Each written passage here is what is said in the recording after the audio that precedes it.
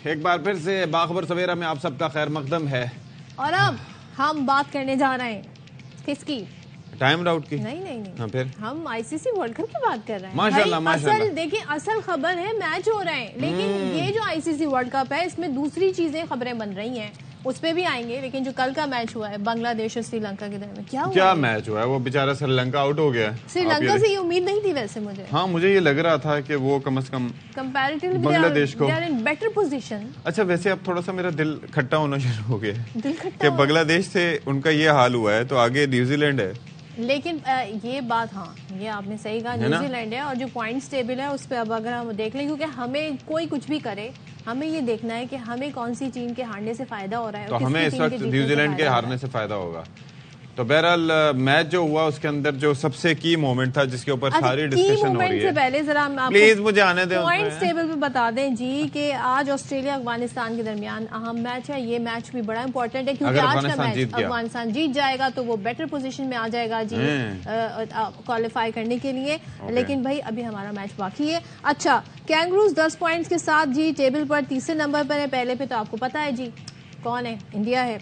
दूसरे पे south Africa है। अच्छा जी, अफगानिस्तान का 8 पॉइंट्स के साथ छठा नंबर है। तो अफगानिस्तान हमसे नीचे है, लेकिन हमारा रन रेट उनसे थोड़ा सा बेहतर है।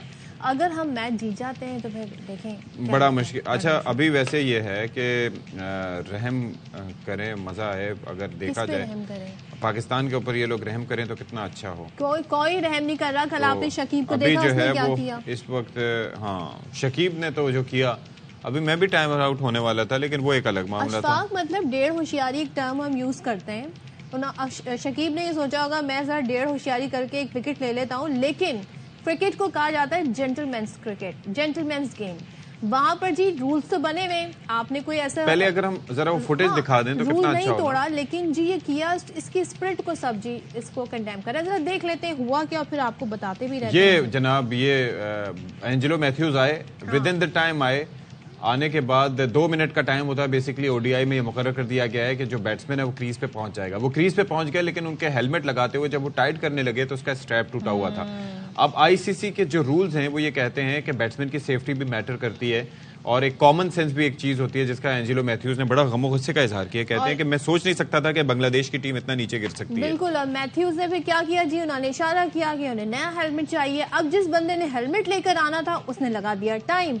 ऐसे में शकीब साहब ने कहा ओहो मेरे पास तो मौका है। वो उनको एक फील्डर ने आके बताया कि भाई अगर हम अपील करें तो ये आउट हो सकता है। उन्होंने अंपायर से जाके कहा कि भाई ये है। अंपायर ने 2 बार बोला कि अपने डिसीजन को कंसीडर कर ले, रिकंसीडर कर ले, लेकिन शकीब ने कहा नो वे। लेकिन इसके अंदर अंपायर्स को मैं कहता हूं कि they had to play a rule, because batsman crease पे आ चुका था। एक मामला था जो उसकी सेफ्टी से मुतालिक था।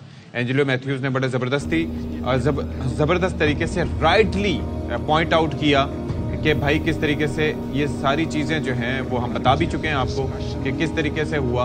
और हिस्ट्री में ये पहली दफा ऐसा हुआ है कि कोई प्लेयर इस तरीके से आउट हुआ हो। और कितना डिसअपॉइंटेड होके Angelo Mathews was leaving the crease, और अगर वो क्रीज पे होते तो शायद उनके 146 साल तारीख में ये पहली बार हुआ है। और आपको इससे पहले बताएं कि 1877 में, मतलब अगर आउट ऑफ 7 में पहला जी कैच आउट हुआ, उसके बाद 1877 में पहला बोल्ड हुआ, रन आउट, इस तरह होते होते, लेकिन टाइम आउट नहीं हुआ था।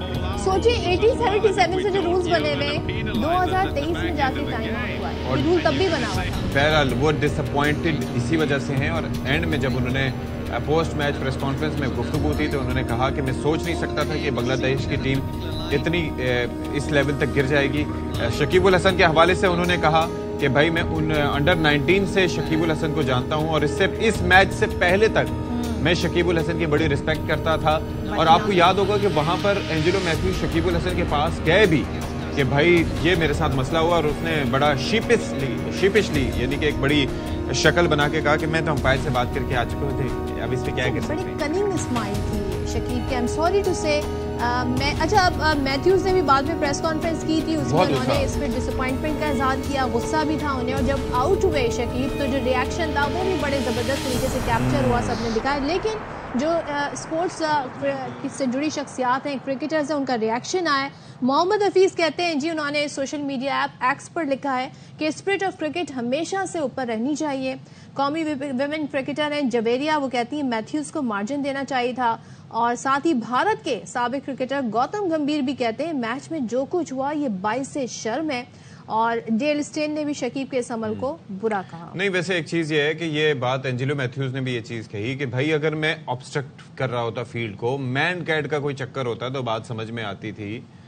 ये इसमें मामला सिर्फ शकीब का नहीं था, इसमें मामला अंपायर्स का था कि एक बंदा जहां पर आप विकेट कीपर को हेलमेट पहने बगैर स्पिनर को फेस करने नहीं देते कि विकेट कीपर पीछे खड़ा है उसके सर पे बॉल ना लग जाए, वहां हेलमेट का स्ट्रैप टूटा हुआ है, तो वहां पर वो बंदा जाके कैसे बैटिंग करते हुए किसी को फेस कर सकता है। खिलाड़ियों के रिएक्शन भी आ रहे हैं इस तरीके से, आप देख लें उस्मान ख्वाजा ने भी कहा कि अजीब फैसला था। साथ ही जी शकीब पर काफी ज्यादा इस पर तनकीद हो रही है, लेकिन आई होप कि वो कुछ सीखें और बांग्लादेश को जी थोड़ा कहते हैं ना स्पोर्ट्समैन स्पिरिट का मुजाहरा करना चाहिए। चलें जी, वक्त बदल गया, हालात बदल गए, जज्बात बदल गए, तो पीसीबी मैनेजमेंट कमेटी के चेयरमैन ज़का अशरफ ने कौमी टीम के खिलाफ फजूल बोलने वालों को दुश्मन करार दिया। तो आप ये दे दें कि ये आप देख लें कि क्या सूरत हाल जो रही। तो बहरहाल उनका अपना स्टेटमेंट था, वो भी पाकिस्तानी टीम को सपोर्ट कर रहे थे। तो let's see what happens next.